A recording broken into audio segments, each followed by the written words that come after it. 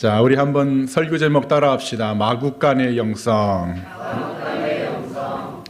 자, 오늘은 대림절 네 번째 주일이면서 또 이번 주가 성탄절이 있는 주간입니다. 오늘 예배 자리에 오신 여러분 모두에게 성령의 충만한 은혜가 임하기를 주님의 이름으로 간절히 축원드립니다. 우리 기독교가 사용하는 단어 중에 하나가 영성이라는 단어입니다. 광야의 영성, 십자가의 영성, 다락방의 영성, 또는 제자의 영성, 이런 영성이라는 단어를 우리가 많이 사용했지요. 이 영성이라는 단어를 한 문장으로 정의하자면 하나님과의 관계 속에서 내가 어떻게 살고 있느냐에 대한 물음입니다. 예수님이 말씀하신 바 주님이 내 안에 내가 주님 안에 얼마만큼 깊은 관계를 맺고 있느냐, 이것에 대한 질문이 또 답이 영성이다, 그런 말입니다. 오늘 저나 여러분들은 내 삶의 중심을 언제나 하나님께만 두는 예수 그리스도 안에만 거하는 이 영성의 신앙으로 살아가야 할 줄 믿습니다. 우리가 성탄절 하면 떠오르는 이미지들이 있어요. 흰눈이 펑펑 내리는 화이트 크리스마스, 또는 성탄 어떤 선물을 받는 그런 이미지, 또 성탄 카드. 지금은 예전만큼은 아니지만 이렇게 길거리를 가다 보면 그냥 캐롤이 울려 퍼졌던 그런 이미지들, 아니면 구세군의 종소리가 울려 퍼지면서 뭔가 이렇게 성금을 모으는 그런 이미지, 또 우리가 많이 보는 산타크로스, 이런 사슴, 루돌프, 이런 이미지들이 있습니다. 그런가 하면 또 형형색색의 성탄절 트리도 그런 이미지 속의 하나인데, 가장 성탄절에서 중요한 이미지는 마국간에서 탄생하신 예수 그리스도의 모습입니다. 여러분, 이 이스라엘의 마국간은요, 우리나라 옛날 시골집에 보면은 외양간이 집안에 있었어요. 마당이 있고 또 안채가 있고 그 옆에 그 마당 한쪽 구석에 외양간이 있는 것처럼 이스라엘의 마국간도요, 집 안에 있든지 바로 집과 연결되어 있어서 이렇게 서로 생활하는 생활권에 있는 그런 장소가 마국간이었습니다. 왜 마국간을 집안에 두었느냐? 집안에 마국간을 안 두면 큰일 납니다. 도적들이 몰래 와서 양이나 소를 훔쳐가니까, 염소를 훔쳐가니까 불가피하게 그렇게 마국간을 집안에 두었다는 거예요. 그리고 그 구조를 보니까요, 저 사진에서 보는 것처럼 2층 구조로 되어 있습니다. 1층이 마국간, 그리고 2층이 거기서 주거 생활을 하는, 잠을 자는 숙소의 역할을 했던 그런 구조로 되어 있습니다. 그리고 이 마국간에 우리가 알다시피 양이나 소나 염소나 또는 나귀나 이런 짐승들을 기르고 머물게 했다는 것이죠. 한 가지, 우리가 마국간이라고 하니까 말을 기르고 말을 보관하는 장소가 아니겠느냐, 이렇게 말씀하시는 분들도 있는데, 여러분, 당시에 말이라는 짐승은요, 로마 장교들이나 타고 다니는 엄청나게 비싼 존재입니다. 지금도 말 한 마리가 3억, 4억, 5억 하잖아요. 그러니까 이스라엘의 그 베들레헴 그 시골 동네에서 일반 가정집에 말을 기르는 마국간이 있을 리가 없지요. 베들레헴이 무슨 군사 지역도 아니고 어떠한 그런 요지가 아니기 때문에 분명히 이 마국간은 양이나 염소나 소를 기르고 나귀를 기르는 그러한 장소였다는 사실입니다. 자, 어쨌든 이 마국간은 사람이 머무는 장소가 아니라 짐승이 머무는 장소이기 때문에 냄새가 날까요, 안 날까요? 냄새가 나겠죠. 사람이 머무는 장소가 아니니까 사람이 정작 머무르려고 하면 불편할까요, 안 불편할까요? 불편하겠죠. 그럼에도 하나님은 이 마국간에서 예수님을 탄생하게 하십니다. 아니, 왜 하나님은 독생자 아들 예수님을, 그리스도를 이런 마국간에 탄생하게 하셨을까? 여러분, 하나님은 성경적으로 보면 4,000년을 준비했어요. 4,000년. 창세기 3장 15절에 여자의 후손으로 독생자 아들 메시아 그리스도를 보내겠다고 그때부터 준비했습니다. 뭐 10년, 20년, 30년, 50년, 100년, 200년, 500년, 600년 이렇게 준비한 정도가 아닙니다. 하나님은 엄청난 4,000년이라는 긴 시간을 준비하고 또 준비하고 또 준비하고 예수님을 어떻게 보낼까? 예수님을 세상에 어떻게 메시아로 보낼까?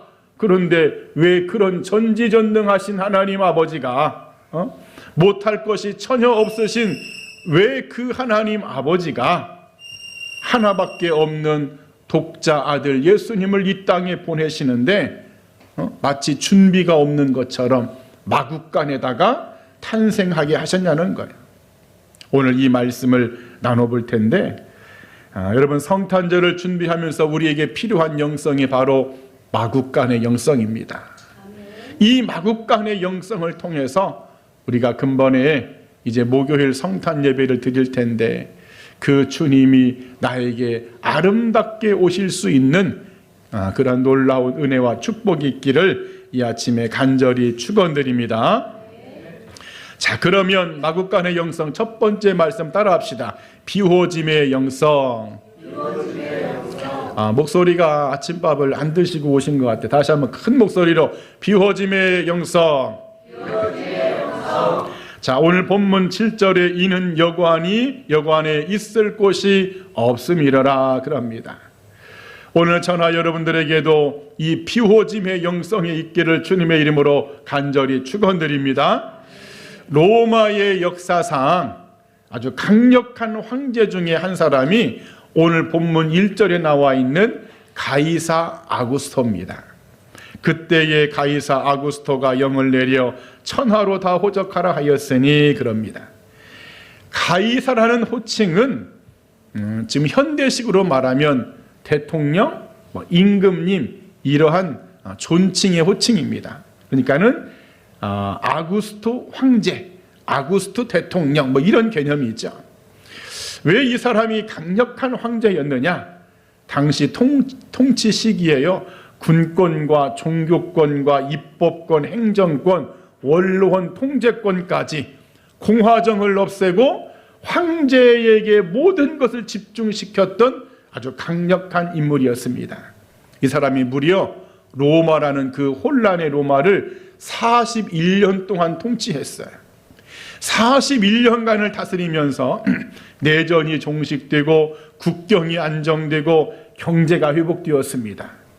당시 로마 사람들은 그래서 팍스 로마나 로마의 황금기를 이끈 그런 인물로 이 가이사 아구스토를 평가합니다. 자, 그런데 이 사람이 당시 식민지였던 이스라엘에게 세금을 징수할 목적으로 14년마다 인구조사를 하는데 바로 예수님이 태어날 당시가 그 14년째 인구조사를 했던 때입니다. 그래 요셉과 마리아가 베들레헴으로 호적을 신고하러 고향으로 가게 되지요. 당시 베들레헴은요, 반경 1km밖에 되지 않은 아주 작은 마을입니다. 지금 여기 지금 화면이 뜨질 않는데 주민들이 많이 있어봤자 300명, 400명 정도 되는 그런 작은 시골 동네야. 그런데 호적을 하기 위해서 외지인들이 막 몰려옵니다. 그렇지 않겠습니까? 호적을 해야 되니까. 그래서 학자들에 의하면 많게는 600명, 700명 정도가 아마도 이 베들레헴 마을 동네로 왔을 것이다. 왜냐? 다윗의 가문은요 1000년을 이어온 가문입니다. 1000년 동안 다윗의 가문이 이어왔기 때문에 그 후손들이 얼마나 많겠습니까? 이 작은 베들레헴에 그래서 현지 주민들 300~400명, 위지인들 600~700명 그렇게 많은 사람들이 왔으니까 좋기 1000명 정도는 그 작은 베들레헴 마을에 가득한 거예요.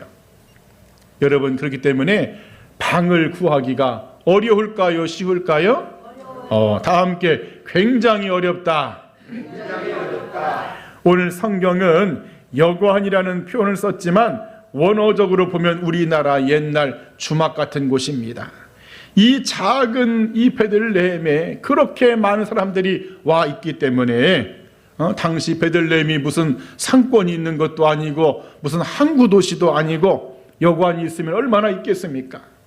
문제는 여관이든 민박집이든 주막이든 위지인들이 막 다 차서 방을 구할 수가 없고, 요셉과 마리아는 저 갈릴리 윗동네부터 150km를 넘는 먼 거리를 지금 나귀를 타고 왔든지 걸어왔든지 얼마나 피곤하겠습니까? 마리아가 산통이 이미 시작이 되었고 애는 금방 나오려고 하고 비어있는 곳이라고는 아무도 없고 보니까는 다급한 가운데 마구간 하나가 있는 것이죠. 그렇게 찾은 장소가 오늘 비어있는 마구간, 사람도 없고 짐승도 없는 비어있는 마구간. 여러분, 그런데 예수님이 이 비어있는 마구간에 오신 것이 과연 우연이었냐는 것이죠. 우연이었을까? 하나님이 독자 아들 예수님을 이 땅에 보내시면서 아들아, 내가 보니까 지금 때마침 호적을 하러 사람들이 와서 방이 다 없구나, 미안하다, 내가 보니까 저기 마구간 하나 비어있는데 너 그냥 거기서 좀 태어나야 되겠다. 하나님 아버지가 여러분 그렇게 했을까요? 안 했을까요? 여기에는 하나님의 섭리가 있습니다.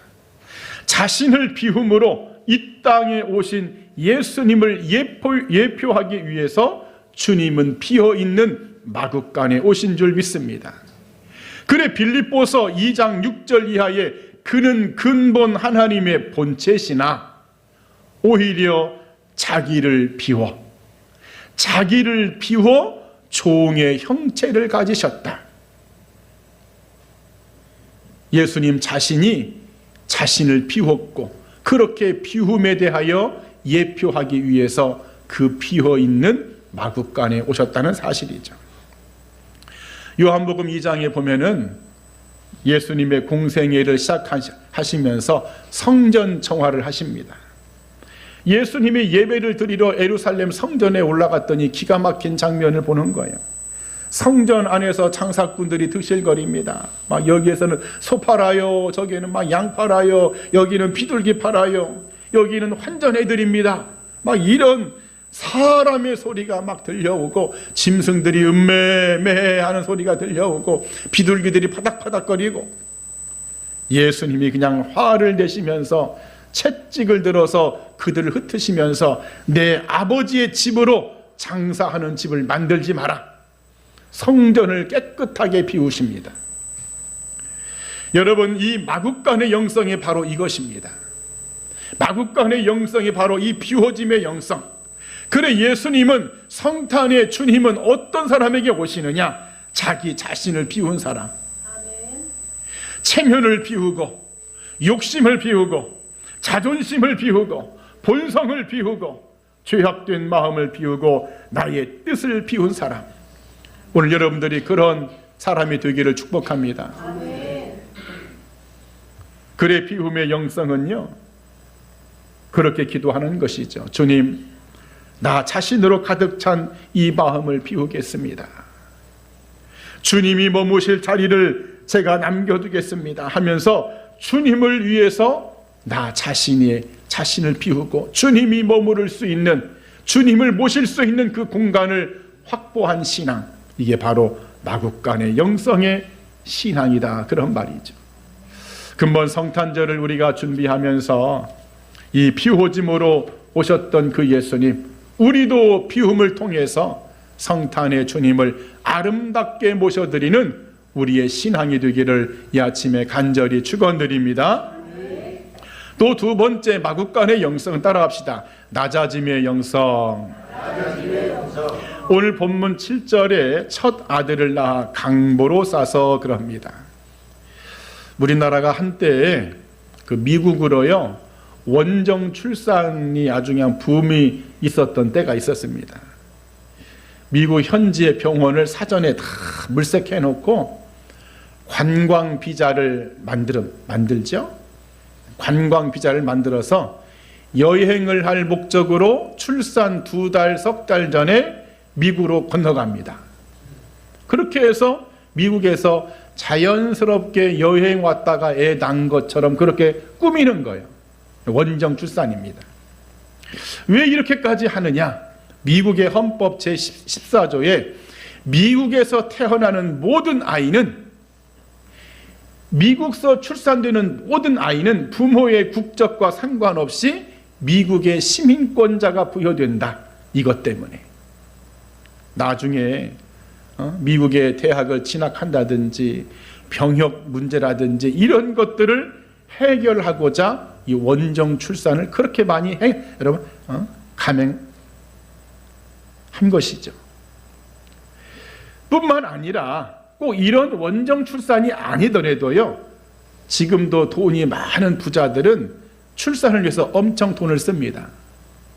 병원은 물론하고 우리나라 그 강남권에 있는 아주 최고급 산후조리원들은요 2주 사용료가, 여러분 놀라지 마세요, 4천만 원입니다. 연예인 같은 경우는 5천만 원이 넘답니다. 2주 동안 산모를 이렇게 케어하는데 들어가는 비용이 이 정도의 엄청난 돈이 여러분 드는 거예요. 돈 많은 할아버지가, 돈 많은 부모가 우리 손자, 우리 손녀, 우리 아들, 우리 딸 처음에 태어나는데 이 할아버지가, 이 할미가, 이 아빠가, 엄마가 최고로 해줘야지 하면서 그렇게 합니다. 뭐 어쨌든 여러분 능력이 있어서 돈이 많아서 그렇게 해주는 것, 우리가 그것을 정죄하거나 나쁘다고 할 수 없지요. 여러분 그러죠? 왜 대답이 없어 이렇게 오늘따라. 문제는 하나님의 아들 예수님이십니다. 하나님은 여러분 능력이 없습니까? 하나님은 여러분 가난하십니까? 성경에 은도 내 것이고 금도 내 것이다. 하나님은 못할 것이 없으신 분이신데, 능력으로 말하면 모든 것이 가능하신 분이신데 왜 하나님은 정작 당신의 아들은 마국간에 태어나게 하셨냐는 거예요.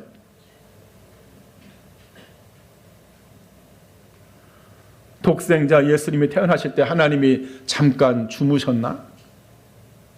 내가 잠깐 좀 피곤하다 하고 깨어보니까 아이고 아들이 그냥 저렇게 태어났네. 여러분 그런 것인가?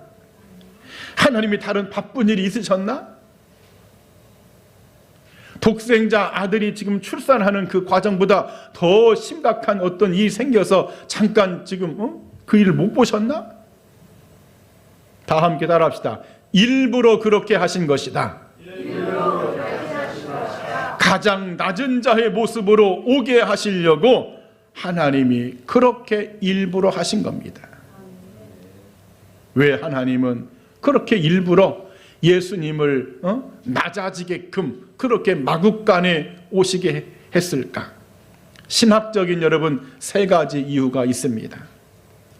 신학적인 3가지 이유, 첫 번째는 구원이라는 것은 인간이 하나님께로 올라가는 사건이 아니라 하나님이 인간에게 내려오는 은혜의 사건임을 알려주시려고 그렇게 예수님을 낮아진 마국간에 탄생하게 하셨다는 거예요.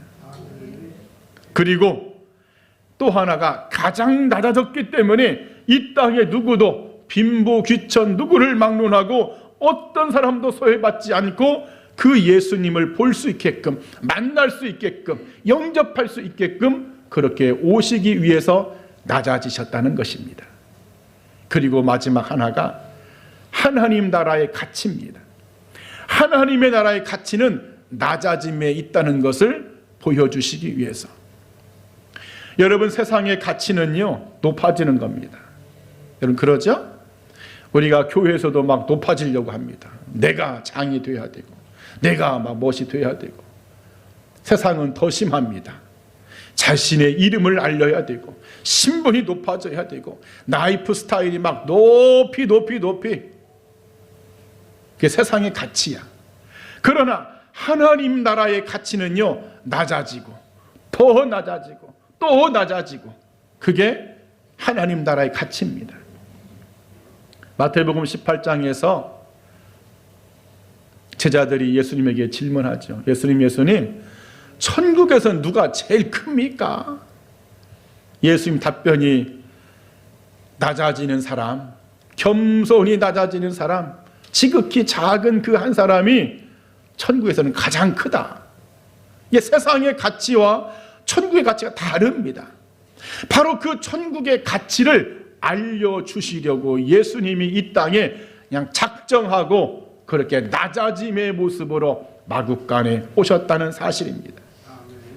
그래 예수님은요, 이 땅에 오셔서도요, 낮아지는 인생만 사셨어요. 출생도 낮아졌고, 십자가의 죽으심으로 그냥 한없이 낮아지셨고, 죽은 이후에는 지옥까지 내려가셔가지고, 지옥까지 내려가서 지옥까지 가가지고 더 낮아지셨습니다.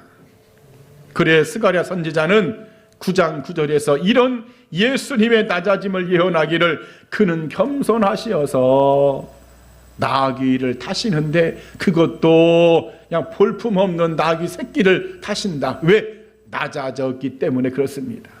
아멘. 여러분, 그래 성탄의 예수님은 누구에게 오시느냐? 어떤 신앙의 마국간의 영성을 소유한 사람에게 오시느냐? 나를 낮추는 신앙, 나는 주님 앞에 무익한 사람입니다. 우리 한번 큰 목소리로 예수님, 나는 주님 앞에 무익한 사람입니다.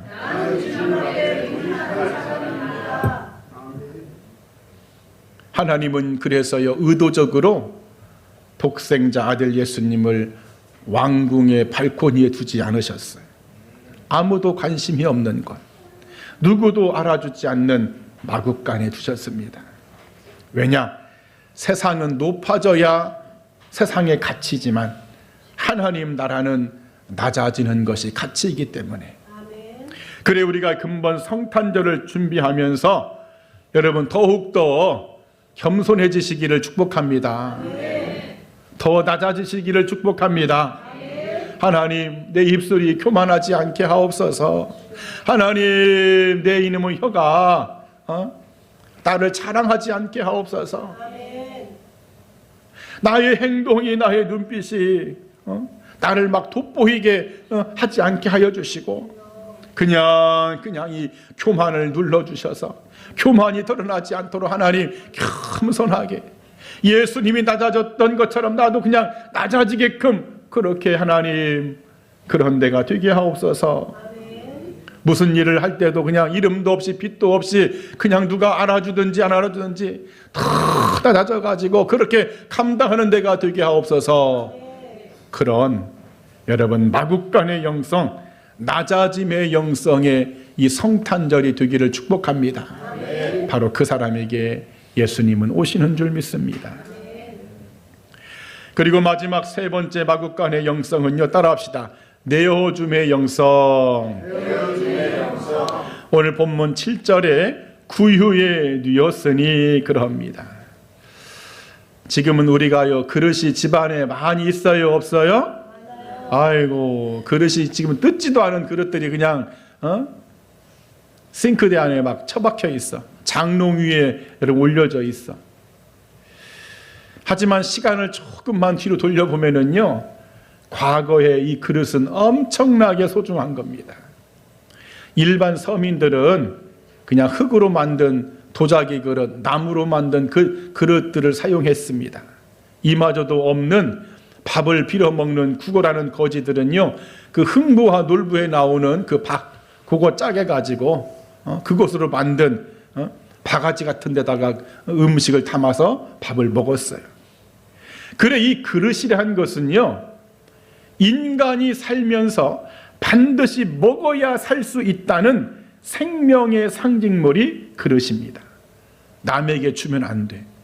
여러분, 남에게 밥을 빌어먹는 거지가 자신의 밥그릇을 너 가져라 하고 주면 자기는 뭘로 밥을 먹어? 손으로 퍼먹어? 남에게 주는 순간 내가 먹을 수 없고, 남에게 이 밥그릇을 주는 순간 나는 굶주립니다. 자, 그런데 오늘 아기 예수님이요, 구유에 탄생하셨답니다. 구유에 누이셨답니다. 아마 요셉과 마리아는 다급한 상황 속에서 출산을 했을 것입니다. 막 여기저기 방을 구하다가 임박한 가운데 그나마 천만다행으로 비어있는 마구간이 있어서 얼른 거기 가서 이제 출산을 해서 주님이 탄생하셨어요. 어머니 마리아는 오랜 여행 150km 일주일 넘게 걸어왔기 때문에 몸이 엄청 지쳤을 것이고, 특히나 지금 애까지 낳았으니 아마 거의 탈진 상태가 되지 않았을까요? 그런 중에 그나마 남편인 요셉이 이렇게 보니까 저기에 구유가 있네, 구유가. 마리아가 애를 보듬고 있을 만한 힘도 없는 가운데 구유가 있으니까 얼른 강보 천으로 싸가지고 그 예수님을 그 구유에 뉘었다는 거예요. 자, 그런데 여기에도 질문이 있습니다. 왜 하나님은 독생자 아들 예수님을 이 구유통에 뉘었냐는 것이죠.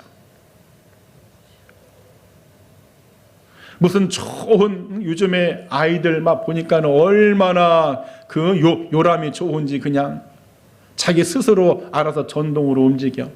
배터리만 넣어주면 자기 알아서 그냥. 근데 왜 예수님은 짐승이나 먹는 그 밥그릇에 왜 거기에 뉘으셨냐는 것이죠. 바로 이것은 생명의 양식을 내어주시고자 이 땅에 오신 예수님을 예표하는 모습입니다. 요한복음 6장 35절에 예수께서 이르시되 나는 생명의 떡이니 내게 오는 자는 결코 줄이지 아니할 터이요 인자의 살을 먹고 마시지 아니하는 사람은 영생이 없다. 예수님 자신이 우리들에게 양식이 되어주려고, 먹을 생명이 되어주시려고 그렇게 구유에 누웠다는 거예요. 그래 어거스틴 같은 사람은 이런 표현을 썼어요. 그리스도께서 구유에 누이신 것은 그분이 우리들에게 먹히기 위해서 오셨음을 의미한다. 주님 자신이요, 우리가 사냥꾼들이어서 우리가 먹히기 위해, 주님이 먹히기 위해서 오셨다는 거예요. 존 칼빈은 그리스도는 우리를 살리기 위하여 자신을 희생의 음식으로 주었다. 여러분, 마구간의 영성은 바로 이 내어줌의 영성입니다. 예수님이 구유에 누이셨던 것은 바로 주님 자신이 당신의 몸을, 살과 피를 죄 많은 인생들에게 먹잇감으로 내어주려고 그 구유 안에 지금 나 먹어 하고 누워있다는 거예요. 여러분들 이해가 되시면 아멘. 아멘. 바로 이 내어줌의 영성. 전 세계적으로 한 1500만 부 정도 팔린 그 아낌없이 주는 나무라는 책이 여러분 아마 아실 거예요. 쉘 실버 스타인이라는 사람이 쓴 책인데, 그 내용에 보면 나무 그루가 하나 딱 서 있습니다. 큰 나무가 하나 있는데 어떤 어린 아이가 거기 나무에 와서 장난도 하고 놀기도 하고 하면서 그런 시절을 보냅니다. 근데 어느 날 시간이 좀 흘러서 이제 그 아이가 좀 자랐어요. 좀 자라서 왔는데 보니까 얼굴이 수심이 가득해. 나무에게 와서 하는 말이, 나무야 미안해, 나 이제 많이 커서 너랑 놀지 못해. 그런데 내가 가지고 싶은 것들이 많은데 내가 돈이 없어. 어떻게 하면 좋을까? 나무가 막 자신의 몸을 막 흔들어 가지고 열매를 떨어뜨립니다. 이 열매를 팔아서 너 저기 돈 마련해서 너 하고 싶은 거 해. 나무가 자신을 내어줍니다. 또 시간이 흘렀어요. 이제 어른이 되어서 이 나무를 찾아왔습니다. 이 어린아이가 와서 하는 말이, 나무야 나는 집이 좀 필요한데 집이 없어. 나한테 집을 좀 줄 수 있을까? 이 나무가 자신의 가지, 나무 가지를 막 잘라가지고 그 아이에게 줍니다. 그 어른 된 아이에게. 이거 가지고 와서 너 집을 지어라. 도끼질이 이어졌어요. 도끼로 나무를 찍어가지고 가지를 찍어서 싹 가져갑니다. 나무는 점점 앙상해졌어요. 또 시간이 또 한참 흘렀습니다. 이제 이 아이가 더 많이 성장해서 거의 인생에 이제 거의 끝물에 와 있습니다. 하는 말이, 나무야, 나 좀 쉬고 싶다. 나 어디 멀리, 지금으로 말하면 여행 좀 한번 다녀오고 싶다. 나무가 말하죠. 그래, 나의 몸통을 가지고 가서 배를 만들어. 내 몸통을 줄 테니까 몸통을 가지고 와서 배를 만들어서 어디 멀리 해외여행 좀 다녀와. 그렇게 또 자기 자신을 내어줍니다. 나무는 그루터기밖에 안 남았어요. 시간이 더 지나서 이제 이 어린 아이는 완전히 그냥 꼬부랑 할아버지가 되었습니다. 지팡이를 짚고 나무에게 또 옵니다. 그리고는 그 구루터기에 이 할아버지가 의자처럼 딱 앉죠. 그때의 깨달음이 옵니다. 이 나무는 한 번도 자기 자신을 남겨주지 않고 자신의 모든 것을 나에게 내어주었구나. 이런 깨달음으로 이 동화 이야기는 마무리가 되죠. 여러분, 예수님은 이처럼 모든 것을 내어주시고자 이 땅에 오신 줄 믿습니다. 그래, 오늘 저나 여러분들도 내어줌의 영성이 회복되기를 축복합니다. 성탄으로 오시는 예수님은요, 우리들에게 날카로운 질문을 하십니다. 나는 너를 위해서 내 살과 피를 내어 주었는데 너는 나를 위해서 무엇을 내어 줄 수 있느냐?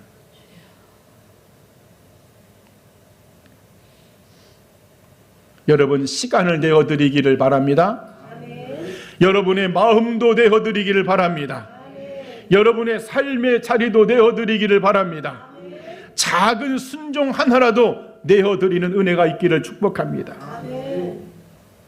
예수님은 나를 위해서 자신을 비워서 오셨고, 자신이 낮아짐으로 오셨고, 자신의 모든 것을 내어 주어서 그 구유 안에 누워서 나를 먹어야 살아 하면서 모든 살과 피를 내어 주었는데, 우리는 이런 것까지 못 내어 준다면 어찌 그것이 마구간의 영성의 신앙이 되겠느냐?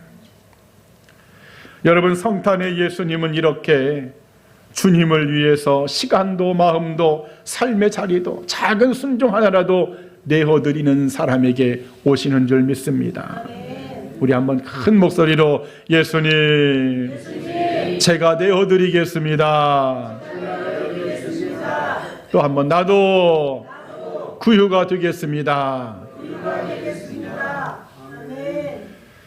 이제 말씀을 정리하겠습니다. 여러분, 성탄절은 어찌 보면 화려한 장식이나 치장으로 맞이하는 절기가 아니라 마구간의 영성으로 맞이하는 굉장히 성육신하는, 정말 어찌 보면 좀 무거운 날이 사실 성탄절입니다. 오늘 말씀처럼 나를 비우고 내가 낮아지고 또 내 모든 것을 내어드리는 그 자리, 바로 그 자리에 예수님이 오시기 때문이죠. 그래, 근본 이 성탄절을 우리가 준비하면서 저나 여러분 모두가 이런 결단을 좀 했으면 좋겠어요. 예수님, 저의 삶이 호텔은 아니어도, 여관은 아니어도 제가 마구간이 되기를 원합니다. 내가 마구간이 되겠습니다. 주님이 머무실 수 있는 그 자리, 생명이 탄생하는, 영생하는, 시작되는 그 자리가 내가 되겠습니다. 우리 인천 신실의 교회가 주님의 마구간이 되겠습니다 하는 이러한 결단, 이런 기도가 있기를 축복합니다. 그래서 이 성탄의 아름다운 시간이 이 마구간의 영성 위에 아름답게 이루어짐으로 복되고 기쁘고 하나님도 흡족해 하시는 멋진 성탄절이 되기를 이 아침에 간절히 축원드립니다. 기도하겠습니다.